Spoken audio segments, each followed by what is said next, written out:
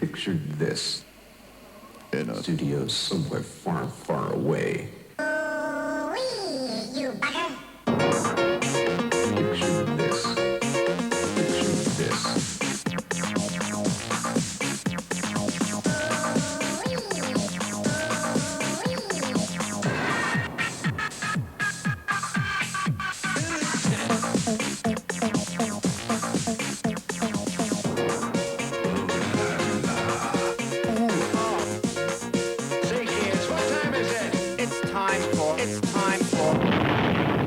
Whitehouse experience.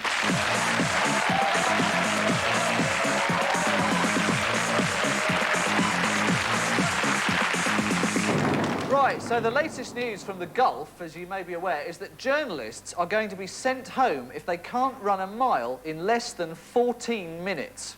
So it looks like the Daily Star will be losing their new war correspondent, Steve Cram. Which brings us to...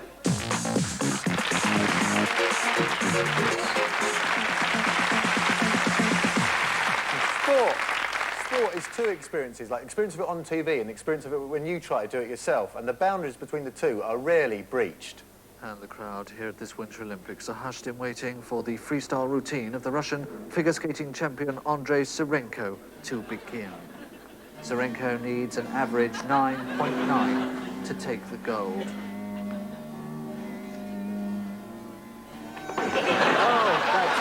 Serenko has begun by holding onto the barrier around the edge and wobbling.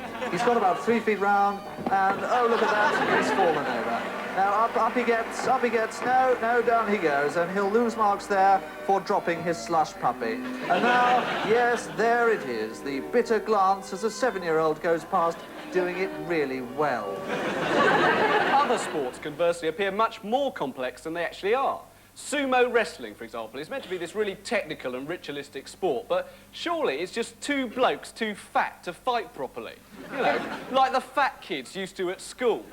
And welcome to Tokyo for the Sacred Dragon Sumo Challenge Final. The finalists are on the right, Pogo Patterson from Grange Hill, and on the left, Tank from the Walker's Crisps advert. And straight away, Tank's closed in with an oi shoko. This involves shutting the eyes and flapping the arms about wildly with no idea of your opponent's whereabouts. And there's the bell for the end of dinner break. Other sports, however, have no connection at all with the real world. Walking, for example. I mean, don't professional walkers look back at the height of their careers and think, oh, I've trained really hard to look like a tosspot? I mean, a marathon walk is basically a 20-kilometre mince. After all, what is the point? Because there is no situation where you'd have to move that fast where it wouldn't be better to run. Unless you're walking that way that you do when there are some hard lads behind you. And you start to walk fast but think, I'd better not run because then they'll know I'm not hard. But once I get behind that corner, I'll leg it. But in fact, you're digging your own grave because by now, from the back, you're doing an impression of John Inman. The only other sporting event that involves stupid walking is the equestrian dressage. In this, the rider gets the horse to walk sideways. This he achieves by hitting it on the side of the head with a hammer. Horses have a terrible deal in sport. I mean, for a start, they are just shot at the drop of a hat. For a broken leg, that seems a bit rough. Why can't they just have, like, a splint and some plaster and, like, maybe a nice sit-down for the rest of the race? It's like with horses, all veterinary decency seems to break down.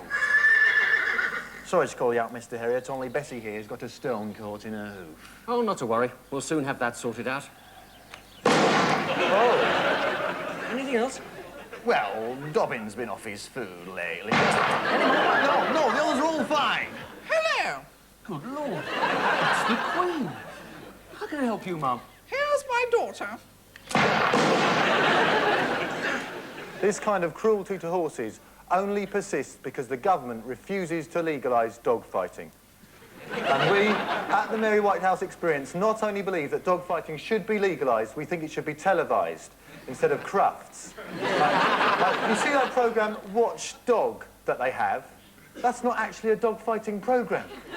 I've watched that show for 3 years now, and I haven't seen a single pregnant pit bull with his eye hanging out. Hello. In today's Watchdog, we investigate the bicycle safety helmets that just aren't that safe, and electric blankets that could turn your home into a blaze. But first, it's over live to the back of a disused warehouse in Leicester for Red Fang versus Ripping Boy Rex. Your commentator is Harry Carpenter. Good evening. There's a big purse on tonight's fight. The winner gets some extra winner lot, and the loser gets thrown into the canal. With me for the ringside commentary is Scooby-Doo. Red Fang looked very...